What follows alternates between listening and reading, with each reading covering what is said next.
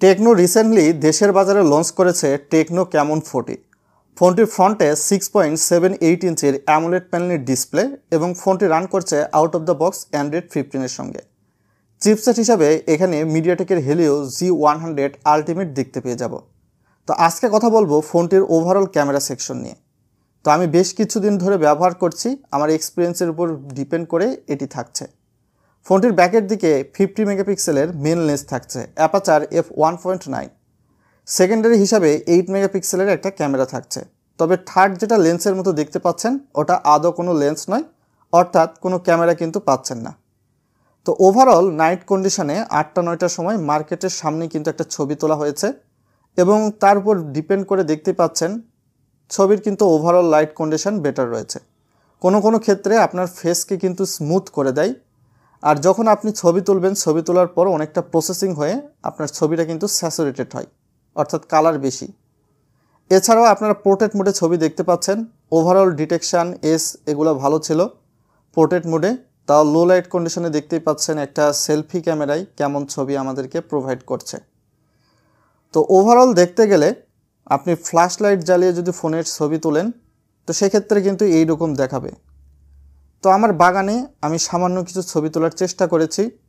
এটা অলমোস্ট রাত 11টার সময় একদম রোড লাইটের উপর ডিপেন্ড করে কিন্তু এই ছবিটা তোলা হয়েছে।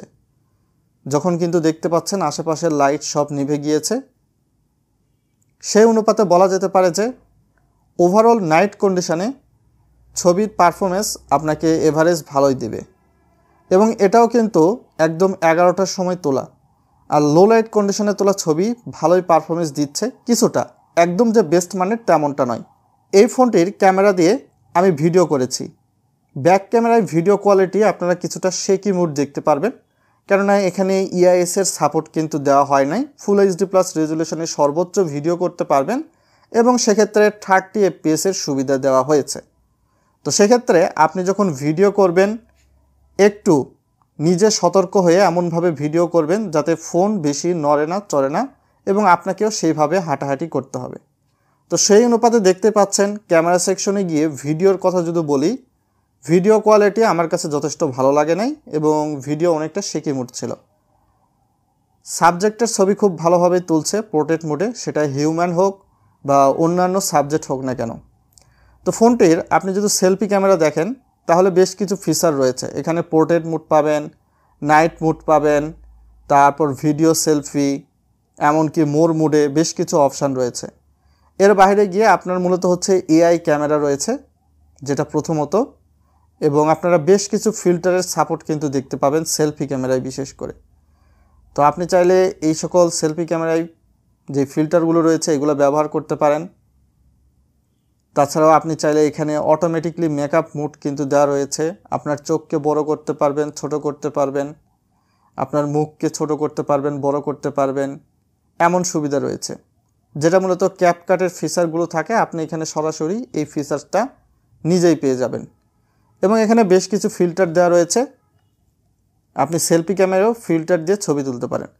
আমি সাধারণত ভিডিও করছি আমার একটা রিয়েলমি ফোন দিয়ে। তো ওভারঅল যদি দেখা যায় এখন ডে লাইট কন্ডিশনের কিছুটা ছবি আপনাদেরকে দেখাবো। কিছুক্ষণ আগে তো শুধুমাত্র নাইট কন্ডিশনের ছবি দেখিয়েছি।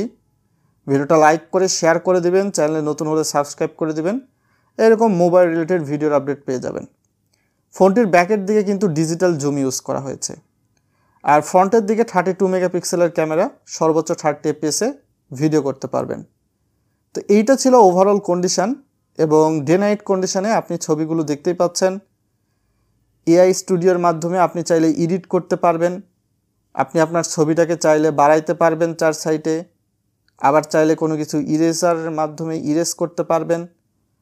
এছাড়াও ফোনটার গ্যালারিতে গিয়ে সরাসরি আপনারা বেশ কিছু ফিল্টারের সাপোর্ট দেখতে পাচ্ছেন। এখান থেকে আপনি যদি মনে করেন যে ব্রাইটনেস কমায় দিবেন, বাড়ায় দিবেন, সেটা করতে পারবেন। আর ডে লাইট কন্ডিশনে একদম সকালের দিকে 8টা-9টার সময়, এটা কিন্তু আমার ছবি তোলা, সে অনুপাতে আপনারা দেখতেই পাচ্ছেন। তো আমি বলবো না যে খারাপ, তবে এখানে কিছুটা অনেক সময় আপনার ফেসকে স্মুথ করে দেয়, আপনি কালারফুল ছবি পাবেন, যেটা নর্মালি কালার দেয় আমরা বাস্তবতার প্রেক্ষাপটে চোখে দেখি সেই অনুপাতে না। আপনারা হয়তোবা দেখা যাবে কিছুটা স্যাচুরেটেড কালার বেশি পাবেন। কালারগুলো এমনভাবে দেয় যে আপনাকে অবশ্যই চোখে একটু হলেও ঝাক্কা মারবে বা ধাক্কা মারবে, যে যেটা বলে। তবে এখানে এআই যে স্টুডিও রয়েছে এটার মাধ্যমে আমি ছবিটাকে বাড়ানোর চেষ্টা করেছি। অনেকক্ষণ সময় নিয়েছে, অনেক ক্ষেত্রে ছবি বাড়েনি, আবার অনেক ক্ষেত্রে ছবি বেড়েছে। এআই যে স্টুডিও রয়েছে এটা এখনও যথেষ্ট পরিমাণে অপটিমাইজ নয়, এটাকে হয়তোবা টেকনোর অপটিমাইজ করতে হবে। আমি সরাসরি আপনাদের সামনে প্রুফটাই দেখায় দিচ্ছি। এখানে কিন্তু দেখতেই পাচ্ছেন, এখানে ছবিটা বড় না হয়ে ব্যাকের দিকে চলে আসলো, বন্ধ হয়ে গেল। আমি আবারও কিন্তু চেষ্টা করেছি, অনেক কয়বার চেষ্টা করেছি, নো।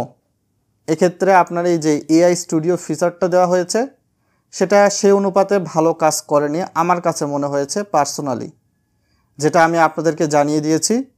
এর পুরোপুরি দায় দায়িত্ব থাকবে আপনার। আপনি এআই স্টুডিও সঠিকভাবে ইউজ করতে পারলেন কি পারলেন না এটা আপনার উপর ডিপেন্ড করবে। এর বাইরেও আপনি এআই স্টুডিও দিয়ে যতবারই ট্রাই করবেন বা কোনো কিছু ইরেজ করার ট্রাই করবেন বা আপনার ছবির কোয়ালিটিকে বাড়ানোর চেষ্টা করবেন, সেটা পারবেন না। আমি অনেকক্ষণ ভরে ট্রাই করছি, হয় নাই। অনেক কয়বার ট্রাই করছি, আপনাদেরকে সামনে তো দেখাই দিচ্ছি।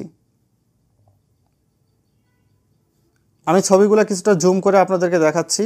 এখান থেকে আপনি হয়তোবা কোনো একটা বিষয়টাকে মুছতে চাচ্ছেন, একটা ছবি বা গাছ, সেক্ষেত্রে আপনি এটা জাস্ট মার্ক করে দিবেন। মার্ক করে দিলে আপনার এইখান থেকে আপনার ওই অবজেক্ট বা আপনি যেটা মুছে দিতে চাচ্ছেন আপনার ছবি থেকে সেটা মুছে যাবে। তবে সেক্ষেত্রে ইন্টারনেট কানেকশান কিন্তু অন থাকতে হবে। তো ওভারঅল কিছু কিছু ক্ষেত্রে এআই সঠিকভাবে কাজ করে, কিছু কিছু ক্ষেত্রে এআই সঠিকভাবে কাজ করে না। আমি আমার রিয়েল এক্সপিরিয়েন্স যেটা দেখতে পেয়েছি আপনাদের সামনেও যেটা আমি সম্পূর্ণ শেয়ার করে দেখিয়ে দিচ্ছি, কেননা পরবর্তীতে বলতে পারবেন না যে আপনি এমনভাবে রিভিউ দিয়েছেন কোম্পানির পক্ষ হয়ে। এখন ফোনটার ব্যাকের দিকে যে ট্রিপল রেয়ার ক্যামেরা, ব্যাকের ক্যামেরায় কি কি ফিচারগুলো আপনি ব্যবহার করতে পারবেন সেটা দেখাবো। এখানে প্রথমত হচ্ছে এআই ক্যাম রয়েছে, যেটা মূলত সেলফিতেও ছিল। আপনি এখান থেকে ফিল্টার ইউজ করতে পারবেন, বেশ কিছু ফিল্টার রয়েছে। এছাড়াও আপনি ছবির সাইজ ছোট বা বড় করতে পারবেন। এরপরে আপনি ফ্ল্যাশ স্ন্যাপ দেখতে পারবেন। তারপর পোর্ট্রেট মোড রয়েছে, সুপার নাইট, মোর মোডের মধ্যে আবার কিন্তু ভ্লগ মোড সহ প্যানারোমা আরও বেশ কিছু ফিচার দেখতে পারবেন। যদিও অন্যান্য ফোনগুলোতে আপনারা হয়তো বা এগুলো পাবেন না, এগুলো জাস্ট ফিল্টার হিসাবে কাজ করেছে। এছাড়াও ডুয়েল ভিডিও মোড, যেটা বর্তমান সময়ে অপ্পো, ভিভো, রিয়েলমি দিচ্ছিল, সেটাও দিয়ে দিয়েছে। তারপর সিঙ্গেল ভিডিও মোডেও আপনারা বেশ কিছু ফিল্টার দেখতে পারবেন। এবং এই ফিল্টারের কিন্তু আবার হচ্ছে আপনি চাইলে ওই যে ক্যাপকাটে আপনার নাক ছোট বড়, মুখ ছোট বড়, আপনি হয়তো বা কিছু স্মুথ করতে চাচ্ছেন ফেসকে, এগুলা করতে পারবেন, এই সুযোগটা রয়েছে। আপনারা হয়তো বা সরাসরি ক্যাপকাটে যাওয়ার প্রয়োজন হবে না। যখন ভিডিও করবেন, ভিডিও করার সময় নিজের ফেসকে আপনি স্মুথ করে নিতে পারবেন বা নিজের ইচ্ছা মতো করে নিতে পারবেন। তো সব দিক বিবেচনায় যদি বলতে হয়, ওভারঅল বলবো না, ক্যামেরা কোনো কোনো ক্ষেত্রে বর্তমান সময়ে এই বাজেটের ফোনের মধ্যে অলমোস্ট 22-23 হাজার টাকা বাজেটের ফোনের মধ্যে অন্যান্য ফোনও এগিয়ে থাকবে। এছাড়া এই ফোনটার ড্রব্যাকের মধ্যে আমি সবচেয়ে যেটা বলবো সেটি হচ্ছে ফোনটি 5G নয়, এটি হচ্ছে ফোনটার বিশাল একটা ড্রব্যাক। কেননা এই প্রাইস সেগমেন্টের মধ্যে অনেকেই এখন 5G ফোন প্রোভাইড করা দিচ্ছে, অনেক কোম্পানি, আপনি দেখতে পারবেন।